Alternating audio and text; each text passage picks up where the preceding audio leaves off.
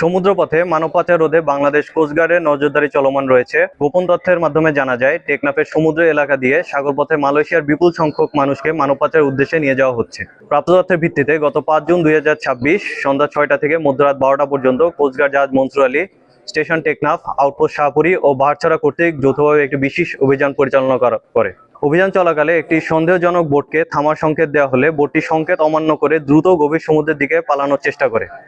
পরবর্তীতে ধাওয়া করে বাহারছড়া সংলগ্ন সমুদ্র এলাকা থেকে বোটটি আটক করা হয়।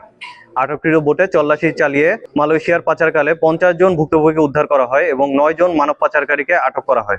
উদ্ধারকৃতদের জিজ্ঞাসাবাদে জানা যায়, সংঘবদ্ধ পাচারকারী চক্র বিদেশে উচ্চ বেতনের চাকরি ও উন্নত জীবনের প্রলোভন দেখিয়ে বাংলাদেশি ও রোহিঙ্গা নাগরিকদের টেকনাফে নিয়ে আসে।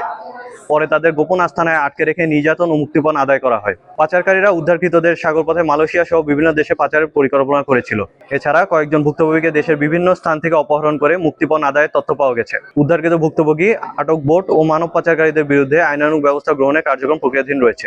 মানব পাচার রোধে কোস্টগার্ড ভবিষ্যতেও এ ধরনের অভিযান অব্যাহত রাখবে। যাদেরকে উদ্ধার করেছি তাদের আমরা আইনানুগ ব্যবস্থা অনুযায়ী থানায় হস্তান্তর করবো এবং পরবর্তী কার্যক্রমের জন্য স্ট্যান্ড বাই থাকবো।